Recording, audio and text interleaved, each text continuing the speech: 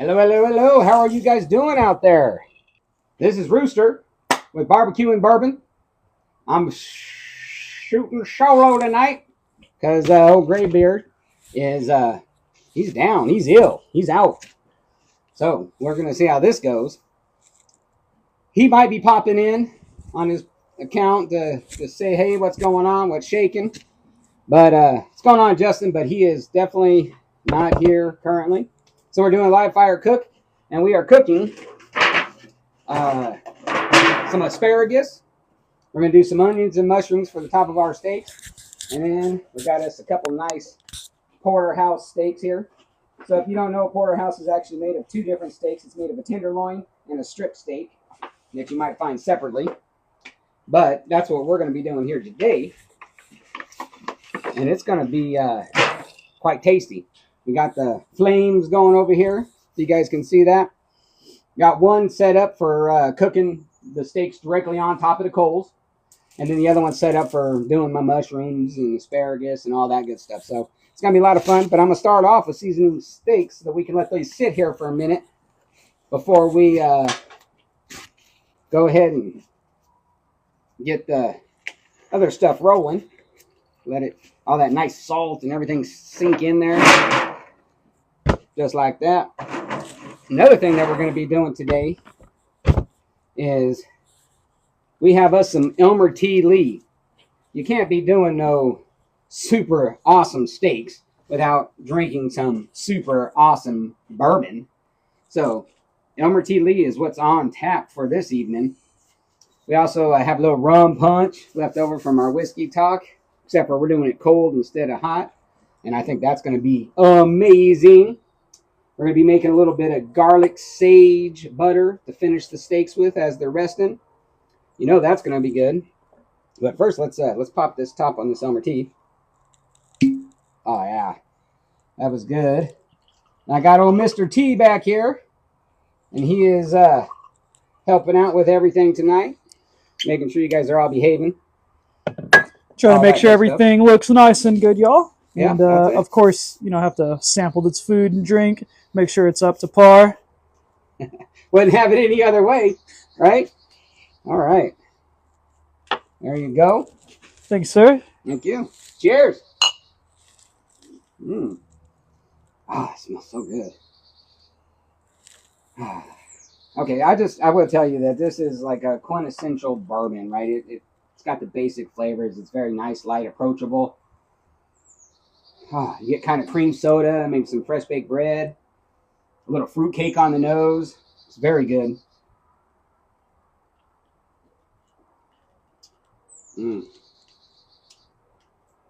Wow. Okay, so it doesn't have a super long finish, but it has, the vanilla caramel. It's more of a traditional thing on here, but the longer it sets on my tongue, even though the finish is gone, you can still have that on your tongue a little bit there. And when I'm picking up there, I'm starting to pick up that red fruit. It's just very delicious, very approachable. It's fantastic. It's a little harder to find, but it is great. Elmer T. Lee was a main person at Buffalo Trace. He worked there for about 50 years. And we're going to have a whiskey talk about him in the future, and we'll dive in a little deeper on all that. But for now, let's go ahead and get these porterhouses all tuned up and tasting good. What's going on, Kilo? Barry, how you doing? Fuzzy? ETL. Yes. Elmer T. Lee. So, we're going to season these up. Salt, pepper, garlic. We call it AP, all-purpose. We use it on most everything. We hold it high so that we can get a nice even distribution across these steaks, which is what you want, right? Get that on there. We'll press that down. Get that in there good. I'll flip that over like that. We're going to do this side. Go ahead and throw them in the pan and let them sit so they can get all nice and yummy. Kilo's asking, are we doing a reverse sear? No, we are actually just throwing these directly on the coals. This is going to be an on the coals cook. The copper kettle over there is where we're going to be throwing those steaks the other one that I have the wood still burning. It hadn't burned down. The other one, we got the coals all nice, burned down. That one we're going to be using for the sauteing of the items. And we're pretty excited about that. So we got our asparagus here, right? Really nice enough. We rinsed it up already. But this is how I do the asparagus to make sure that I'm getting the most tender. So you just kind of grab it at both ends and you break it. Wherever it breaks, that's the tender part, right? From there on, it's not tender anymore.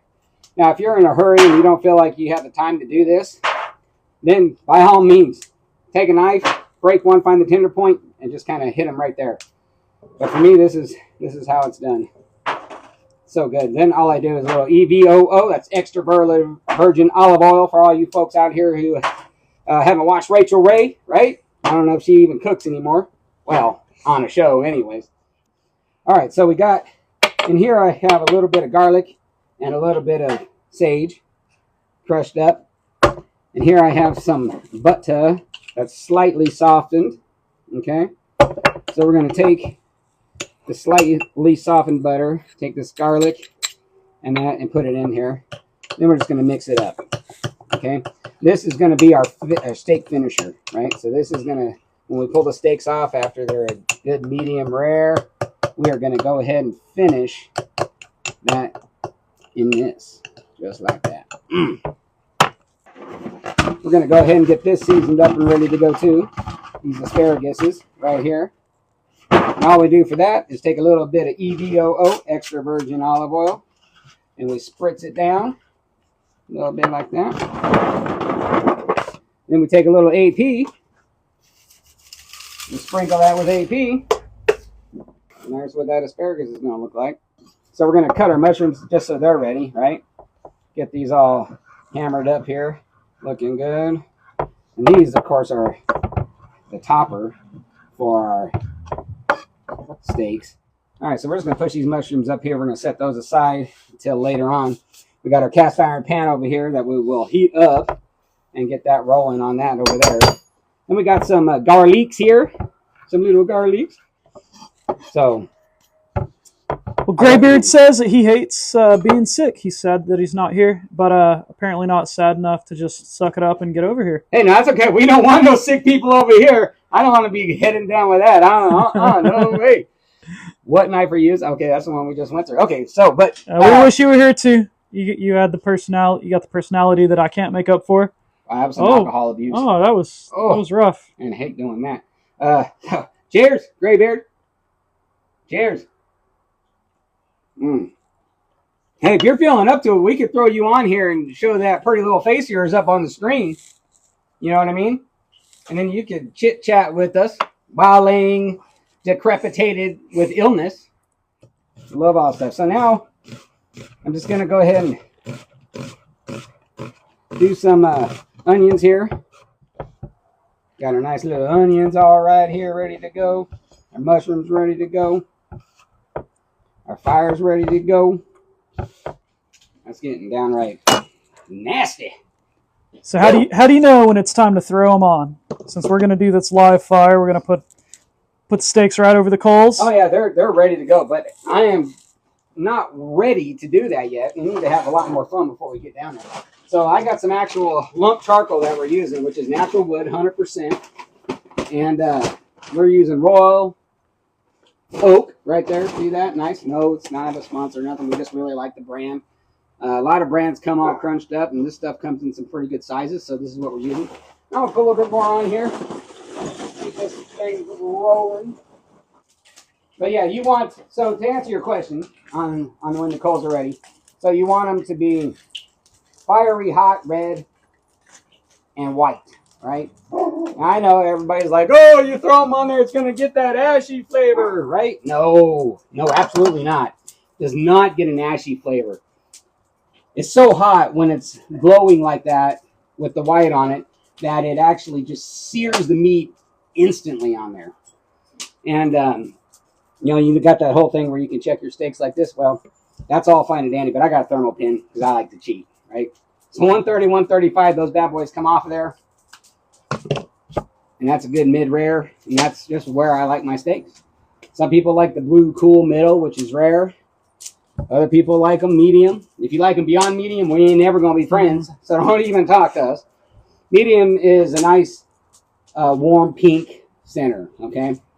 Medium rare is an even pinker warm center. So, okay, so we got our onions over here getting nice and yummy in our cast irons. We have our brown sugar bourbons that we're going to be using for our juice in here. We're going to go ahead and let these get softened up. Once these are nice and soft, we'll throw our mushrooms in and our juice. Right? The mushrooms like to soak up juice. That helps them cook better. And the mushrooms really will soak up this to get that flavor in it. And that's important, right? Because everything's about layers of flavor. So we'll get this nice flavor from the seasoned cast iron. Seasoned cast iron has its own flavor to begin with, right? So we'll get that going. Then we got our coals over here. We're going to be throwing those porterhouse on. And you know that's going to be good. Oh, yeah, these are getting nice and yummy now. Look at that. See, they're even starting to get a little brown tint on them. So now it's time to throw those mushrooms in there. So we got these mushrooms going in. Mushrooms are nice, tasty, earthy, such great flavors, which pairs perfectly with a good steak, right? And so we're going to take that earthiness, and we're going to take some of this BSB, brown sugar bourbon, and we're going to pour some of that yumminess in there. Just like that. We're going to let that get good and yummy.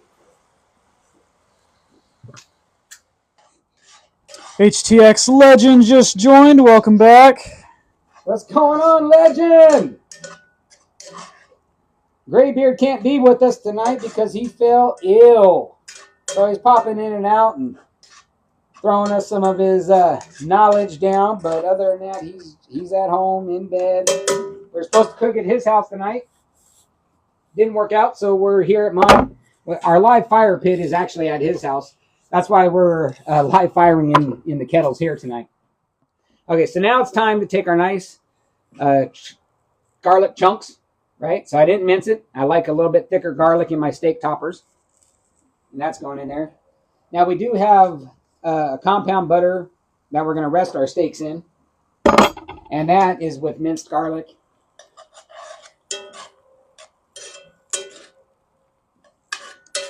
And sage. So we dried some sage leaves and we crumpled them into the garlic. This is kind of what it looks like. It's softened butter when we start, and we put the garlic and that in there, but because it's cold outside, you can see it's hard, which is what you want when you put it on the steak anyway, so this cold weather is working out perfect for that. We just started that, so that's kind of cool. So this is nice and yummy. Look at that. We got that nice bourbon BSB in here, sauteing down. Get these mushrooms all nice. It looks so good. I think it's just about that time to throw some asparagus over the fire. So we got our asparagus here. We're going to take a little EVOO. The flames are going to jump a little bit. Just get our grate liquefied with some EVOO, right? Just to help it not stick. Now, people say, oh, not stick, right? Well, if your grate is hot enough and you leave your product on there the right amount of time, it's not going to stick anyways. Now, these porterhouse steaks, we're getting ready to put these on. So, if you guys are out there and you've never seen it go on live coals before, you guys need to share this. Get your friends over here so they can see what it looks like when you put a steak directly on the coals, because we're going to be putting it on there in about 2 minutes. So, get all your peeps on here. Let's go. All right, so it's come that time. We're going to throw these porterhouse on these charcoals right here. Let them cook up.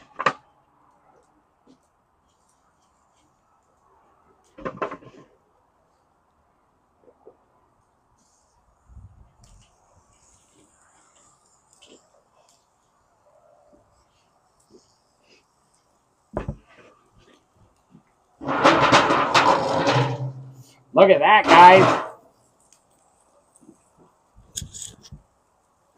Can you hear that sizzle? Check our asparagus over here. Oh, yeah. Asparagus is looking yummy. We're going to go ahead and pull this. Oh, we lost one to the fire. Oh. I hate when that happens. Fallen soldier. So we're going to pull this asparagus to the side. It's about the char level we want on there. Interesting enough about char, since, you know, we're cuers and all, and char is a huge portion of that. Put these back over here. Oak barrels that hold whiskey are charred. There's 4 different char levels. Number 1 is the least charred, up to number 4, which is the most charred. And the different chars introduced different flavors into the bourbon, or more distinct flavors from one or another. And that's why they char them differently. That, where they sit in the rick house, at what temperature, makes a difference. For how long. Have you guys heard of the angel share?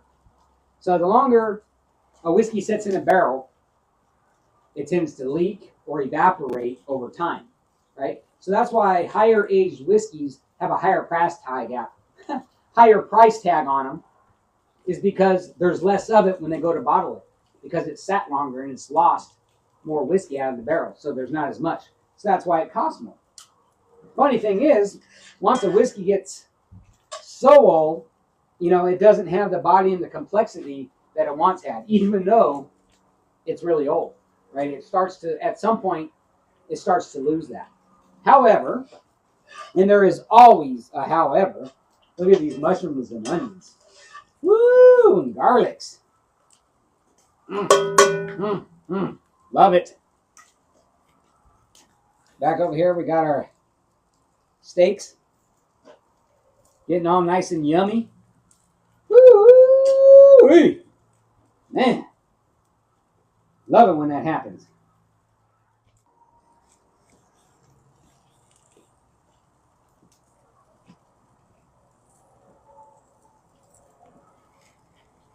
Uh-oh. Can't see.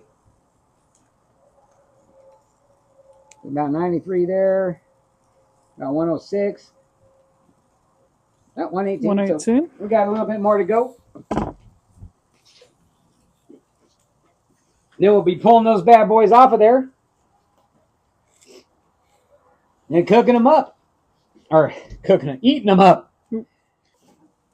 All right. So we're pulling this bad boy off. I still got some fire on this guy. Look at that.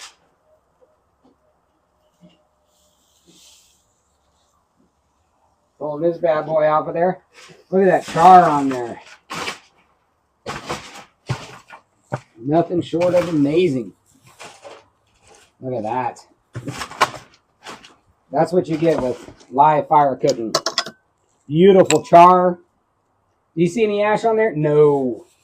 No ash on there. Now we're going to finish this with some nice finishing butter.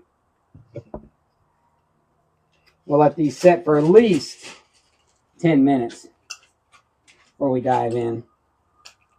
Get this butter on here. Gotta make sure I get all that goodness out of here. You don't want to leave none of this goodness behind. Right? Break that up on there. Oh, that was a runaway butter right there. Look at that.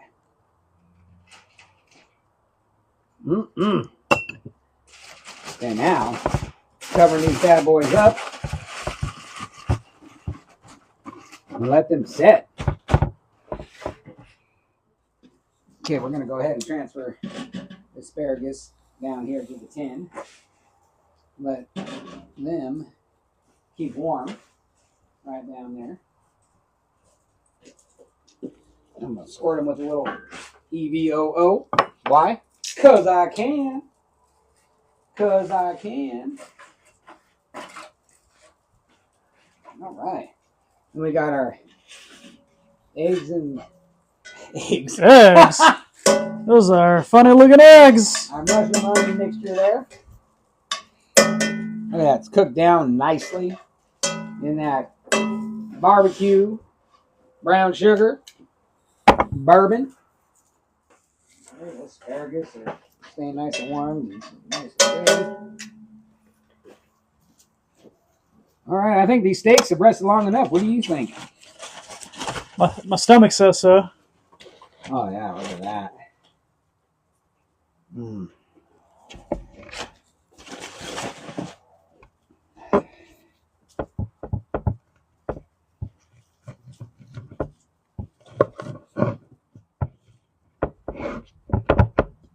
This bad boy right off of that. Look at that. Ooh. Perfect. Mid-rare. Soft, tender, nice, crispy, charred outside. Oh my goodness. Are you guys seeing this? Woo! That is what I'm talking about. Mm. Mr. T? All right, let's give it a try, guys. Mm-hmm. I'll take a look at that first. Oh, cheers. Cheers. Cheers. Look at that. You see that pulls apart? Oh my God. Oh, man. It's like you know what you're doing. And that char flavor on the outside. Oh my gosh. Yeah, right on the coals is the way to do it. That's really incredible. We got the tenderloin here. Look at that. Perfect mid-rare also. Mm. Wow.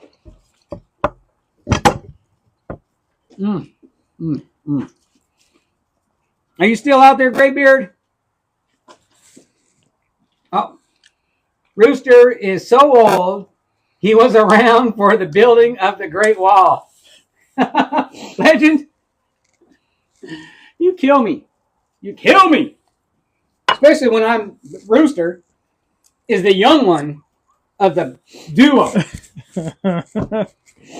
Okay, that's how I'm cooking my next steak. I have 2 freshly butchered sirloins. I'm going to cook. Hey, absolutely. If you guys have never cooked directly on the coals, you need to do it. It makes a nice crispy outside with that char flavor on there.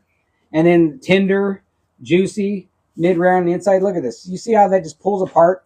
That's how tender and juicy that is. Look at that. Make sure you rest your steaks. That's huge. You got, when you're cooking it, when you're cooking a steak, that fire is drawing the juice out of it. So when you pull it off, you got to let it rest so that it can suck those juices back into the middle of it. It's hugely important. Hugely important. If you want a nice, juicy, tender steak, that's how you do it. Let's get our asparagus over here. Woo, that's a bit hot. All right, there's our asparagus. Yeah, I'm not trying to get kicked out of here. I occasionally like a little steak sauce. You never know. You know, it depends on what it is. Whenever you make something, it definitely doesn't go on there. Don't need it. But there's time to time that I like a little 57. Dang, it's looking good. Look at the char on the asparagus. Wow, that looks fantastic.